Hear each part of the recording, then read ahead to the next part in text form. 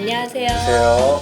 2016년 부동산 시장의 빗나간 예측 첫 번째 무엇을 꼽을 수 있을까요? 네, 그 대출 규제로 집값 약세가 좀 예상되는데 강남 집값은 고공행진을 보였습니다.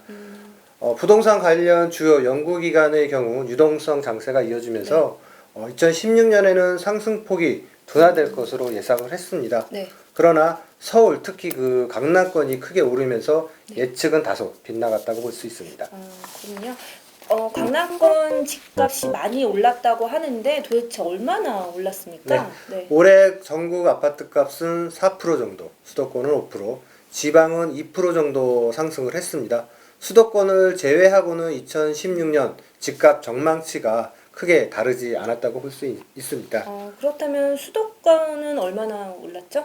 예, 수도권은 서울이 크게 오르면서 예측치와 다소 차이가 있었는데요.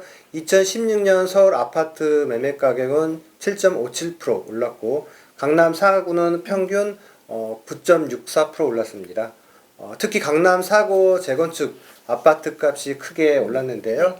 평균 16.15% 올라 서울 아파트 평균 상승률보다 2배 이상 높은 변동률을 기록하기도 했습니다.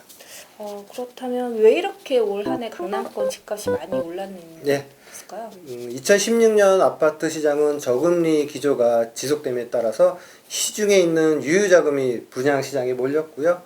분양시장의 열기가 재건축을 비롯한 재고 아파트로 확산되면서 아파트 상승을 견인했다고 볼 수 있습니다. 그렇군요. 많이 올랐네요. 네.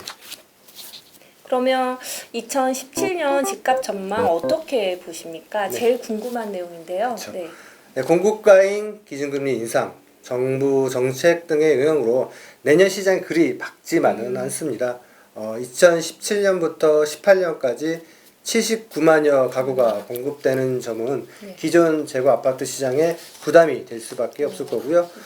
또 이제 미국 기준금리 인상 여파가 연쇄적으로 국내의 기준금리하고 시중은행의 금리 인상으로 이어질 가능성이 높기 때문에 그것 또한 부담이 될 수밖에 없습니다. 무엇보다 정부의 정책 기조가 이제 부동산 규제 쪽으로 이어질 경우 수도권은 물론이고 재건축 아파트가 몰려있는 강남권은 더 큰 타격을 받을 것으로 예상이 되고 있는데요. 재건축 아파트 같은 경우는 주로 투자 수요가 몰리다 보니까 정부 정책에 좀 민감하게 반응할 수밖에 없기 때문입니다.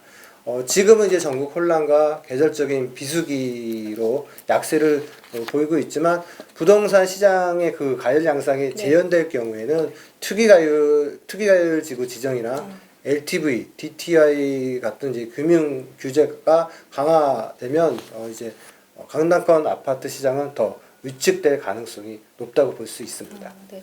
그러면 이제 부정적인 전망이 우세하다 보니 그럼 내년에는 강남권 재건축 투자는 좀 자제할 필요성이 있겠군요. 일반적인 얘기지만 무리하게 대출을 받아서 투자하시는 것은 좀 자제할 필요가 있어 보입니다. 네. 좋은 말씀 감사합니다. 고맙습니다. 부동산 114